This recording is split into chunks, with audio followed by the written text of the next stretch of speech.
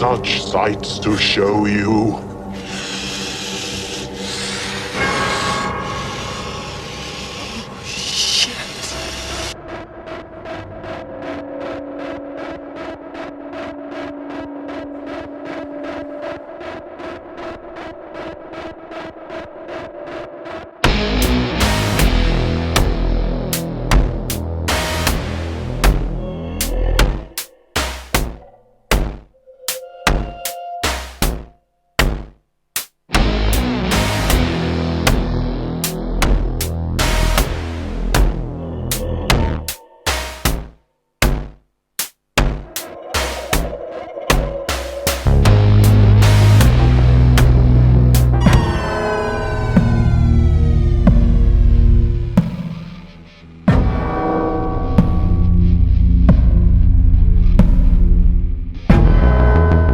Welcome to the Swearwolves Horror Podcast YouTube channel. I'm Brett, and if you're a returning subscriber, thank you for coming back. If you're new to this channel, I want to thank you for stopping by, and please consider clicking the subscribe button as well as the notification bell below. We upload videos on a regular basis in which we review anything and everything horror, from action figures and toys to soundtracks to various collectibles, you name it. And today, we're talking about this Ultimate Pinhead from NECA. From Hellraiser, we have Pinhead here, and here's the box. Demon to some, angel to others. Hellraiser. He'll tear your soul apart. We got the Ultimate Pinhead. The artwork on the front of this box is really good. I really dig that. Side of the box just says Hellraiser. And on the back, we have some photographs of what is in store for us once we open up the box. Let's go ahead and open it up like you do. And there is the Ultimate Pinhead right there on the left side. And then on the right side is the actual figure with all of his various accoutrements. So let's go ahead. We'll actually open this up and take a closer look at the figure itself. All right, we've got Pinhead out of the box, and the first thing you'll notice here, we got a few different accessories for him down here and another head. So let's go ahead and talk about these accessories. Right off the bat, we got an extra 2 sets of hands for the figure, and these kind of have a closed grip on them for these hands. Which, I mean, they're a nice sculpt here, and that would be if you wanted him to hold one of these different weapons that he has. Or tools, I should say. Tools that he has. The next set of hands that we get are more of these open palmed hands, which could potentially grip the boxes that we see there. I don't know what the difference necessarily is between these hands and the hands that come on the figure itself, but we'll take a look at that figure in just a second and kind of determine that. Before we do, let's talk about the different tools or weapons that we have here. This right here is a small little blade, knife, if you will, and it has a little metal doohickey here for us to hang from his belt loop, or belt, or wire. You'll see in a second. Here's another saw. Also would hang from his waist. And last but not least, we have this. I don't know what you'd call this.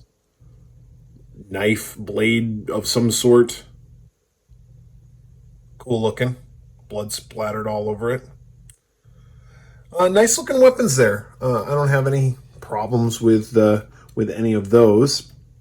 Moving on, we have the 2 different versions of the box, the puzzle box. So here is the box when it's not solved.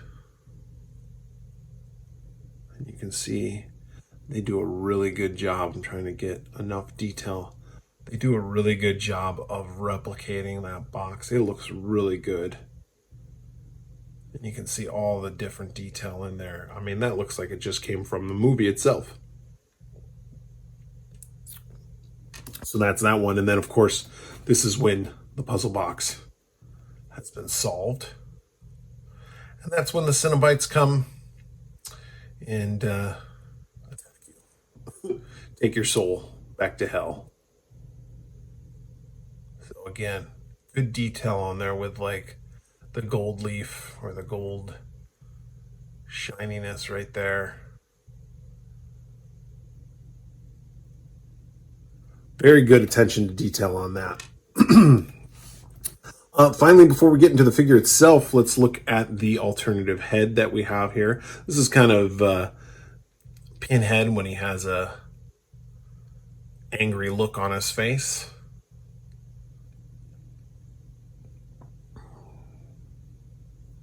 Very good likeness of the character of Pinhead all the way around.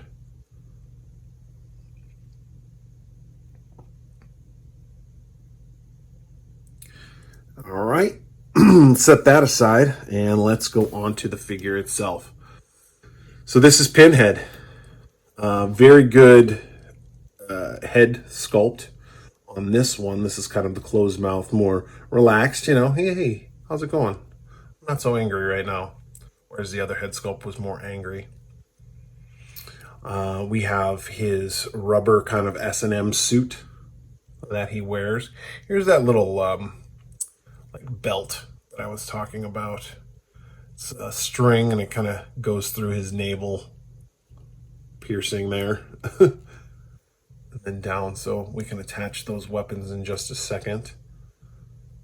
And then go down. We have this sort of soft goods dress or skirt that he wears. The cool thing about this is there's a wire form in here all around the edges and up the back side, which allows you to be able to pose it more dynamically rather than just having it hang. You can make it look like it's sort of draped there, which I really think that is a good touch, having that wire form located on the edges. It just makes the display of this figure look a lot better. And for those of you who do maybe toy photography, you can definitely set that up in such a way that it will look really cool. So I'm just going to unfold this side. There you have Pinhead, kind of in all of his glory. Hand sculpts, again, we have these more open hands, like the other alternative hands that we have over here. Let's see what the difference is. I guess they're more of a relaxed grip on this. They're more wide open on these ones. Under the skirt, just his clothes, more of his clothes. Around the back side, get the same. Articulation wise, we have a little bit of head articulation from left to right, up and down. Movement at the shoulder, out, and all around, elbow, and then the wrist. We do have this sort of ab crunchability, and then swivel at the hips. Of course, the legs move, and we do have bending in the knee, and then, of course, in the ankle itself. Not really going to do much as far as like posing this character for display purposes, other than just have him kind of stand there holding the puzzle box. More of like what this picture is showing right here. But what I did want to do is attach these weapons kind of to his belt, put the puzzle box in his hand, and give you a look at what it might look like when you do have it displayed.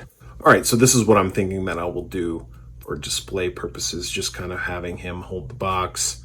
Maybe I'll just change his head out. I don't know. I kind of like the more subdued Pinhead. He's more calm and cool. That's what I like. So I really do like this figure. This is a figure that I actually have been waiting for a while to get. And I just think it's a character that lends itself to having this ultimate version from NECA. I think they really hit it out of the park with this. All the detail that goes into the clothing and to the weapons. I mean, you can just see all of that right there. And and the box itself is just marvelous. It really lends itself to one of these types of figures. I really would like to see them add the other Cenobites too. It would be nice to have them all kind of displayed, like to have all 4 of them standing next to each other with, of course, Pinhead out front. It's a really good figure. It's a great addition to this Ultimate line that NECA has consistently put out, and I would give it 5 Pamela Voorhees heads out of 5 Pamela Voorhees heads. So, if you like this video, please click the like button below. Also, if you haven't yet subscribed and you feel so inclined, click both the subscribe button as well as the notification bell. We are the Swearwolves Horror Podcast, and we do a weekly show in which we review various different horror movies. So please check us out by searching for The Swearwolves wherever you listen to your favorite podcasts. You can also visit our website at theswearwolves.com. So for The Swearwolves, I'm Brett.